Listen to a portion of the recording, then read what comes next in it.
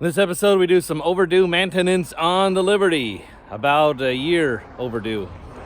Here is the drain plug on this. This is one of the things I like. You got this skid plate.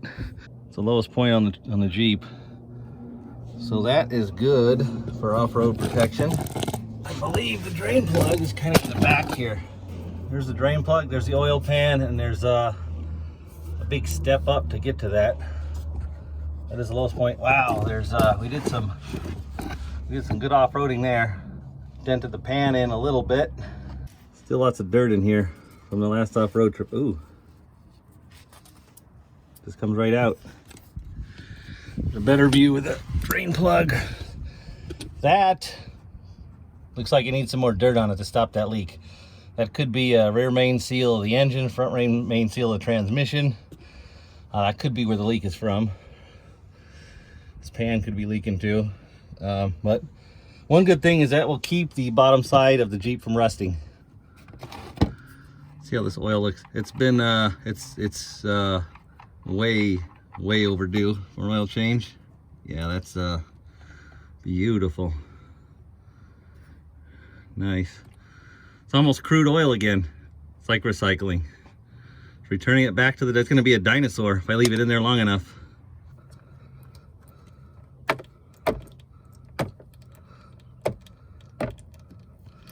What was that?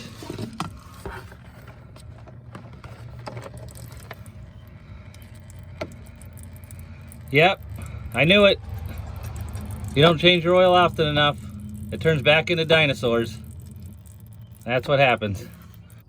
Starts with not changing your oil, and next thing you know, you're in Jurassic Park. Of course, the oil filter on these is very easily accessed right there. I have no idea how I'm going to get to that. Filter I'm using, it's a Wix 51516. Hopefully that's the right one. It looks like that, I don't know. We'll see if it fits. I'm pretty sure that's it though. Fortunately, the last guy that changed oil, which was me, didn't crank the filter down on there super tight, so I could just unscrew it with one hand, pull it out, pop the new one in. We're ready to go. Along those same lines, unfortunately, the last person to add oil, which was me, put this on tighter than that is. I can't even turn it. Does this pop off? Ugh, I'm gonna have to get a wrench. Well, I hadn't changed oil in a while, so I thought I'd put some full synthetic in there. 5W20, hopefully that's good. So I've got a big spout there, a big spout here, and a camera. Can I put this in one-handed? Oh, all right, more or less. See how far away can I get and still hit that hole?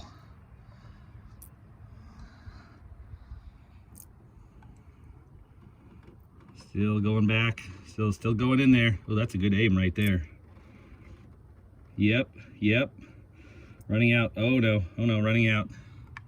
I may have spilled a little bit, but that will keep the engine from rusting. All right, before we go too much further, this is the old filter. Surprised there's not dinosaurs coming out of there. So if you saw the Granada video, that's an oil filter cutter. We're gonna try cutting this oil filter open. We'll take a look at the screen and see what's in there. Might find some dinosaurs in here too. If you do not have one of these, you don't really need one. They come in handy though when you're working on race engines. To get an idea of the condition of the engine.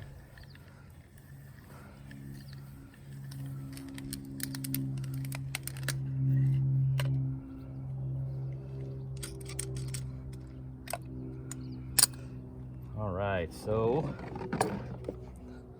there's the top part. That's the part that screws onto the engine. There's like a flap or some kind of valve on the back of that.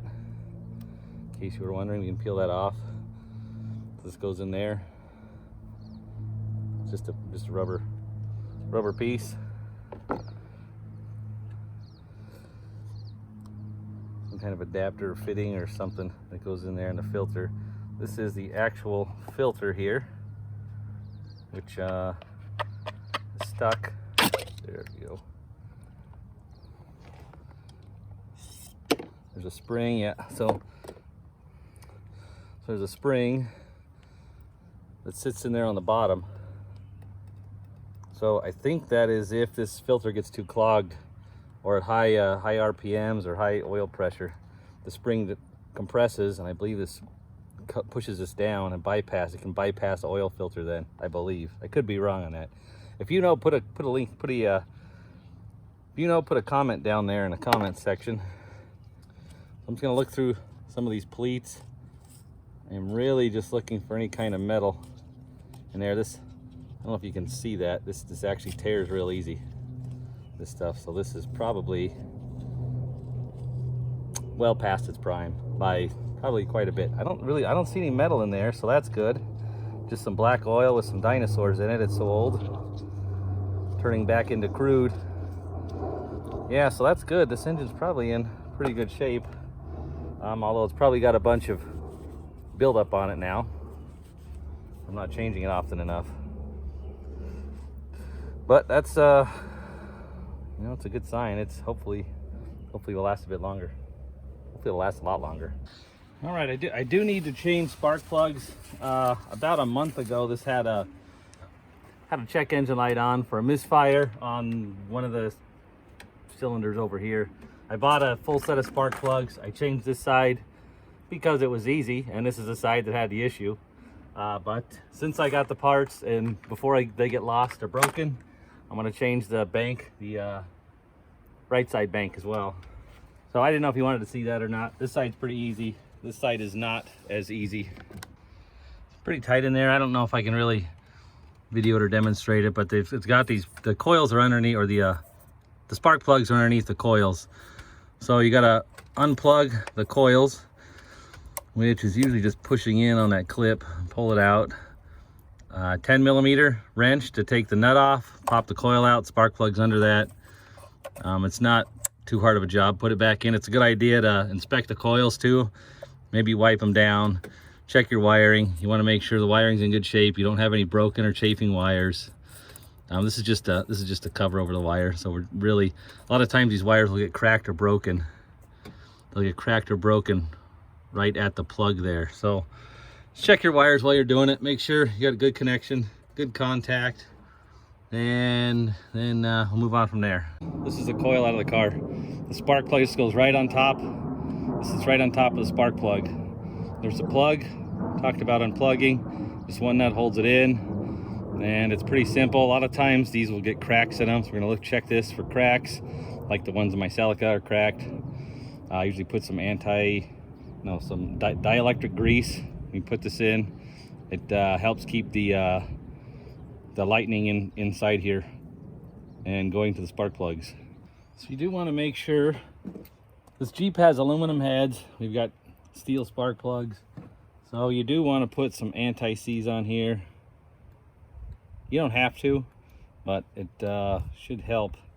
Next time you change spark plugs, they'll come out a little bit easier. They won't get seized in there. I did find out you do have to pull the coolant reservoir bottle off in order to get to these, coils out back here. Otherwise, they will not come out. Well, make sure you got your spark plug gapper tool and you gap the spark plugs. Most of the time they come out of the box close enough, but there have been issues where if the spark plug was dropped at some point in its life during shipping, or maybe you picked it up and dropped it, maybe the parts person putting it on the shelf dropped it, the gap in the electrode can get closed up, or I've seen them open too, bigger than they're supposed to be. Just by putting your spark plug gapper tool on there, making sure they're gapped correctly. We know all of them will be gapped approximately the same, so we get the same spark. That just helps the engine run a little smoother, more consistent, and will help you find problems before, or hopefully it'll help you identify problems easier. You want to be real careful with these aluminum heads because you can cross thread or damage the threads in the head easily. Take the spark plug, put it in there, carefully lower it, and just start it with my hand. Just tighten it as much as I can with my hand before I put a ratchet on there. Again, it hopefully will help from damaging things when you're doing spark plugs. Look around for other issues the car might have too. Like I noticed this PVC pipe going to the left side of the engine, actually the right side too. It's actually cracked on the back side. The hose is split. So that could be an issue. That's a vacuum leak essentially. So I do need to get some new PVC pipes or hoses for both sides of this engine.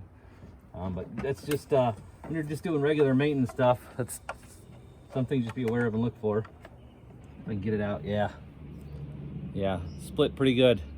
Well, this is the kind of stuff you want to be looking for when you're doing just regular maintenance. But for right now, I'm going to try to cram this back on there. It looks like it's been like that for probably a little while. Air filter, that yeah, it's probably should replace that soon. That'd be a good idea. All right, so let's start this up again and see. Should run a little bit smoother. Fresh oil and fresh spark plugs. Oh, hello, cat.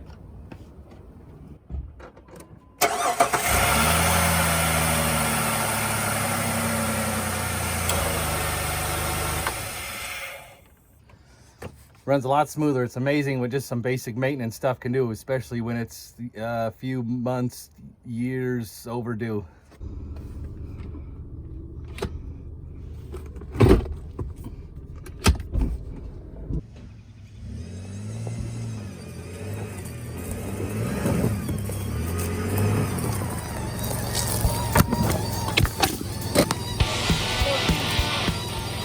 Hey, thanks for tuning in. Hit that like and subscribe button, and I will see you in the next episode.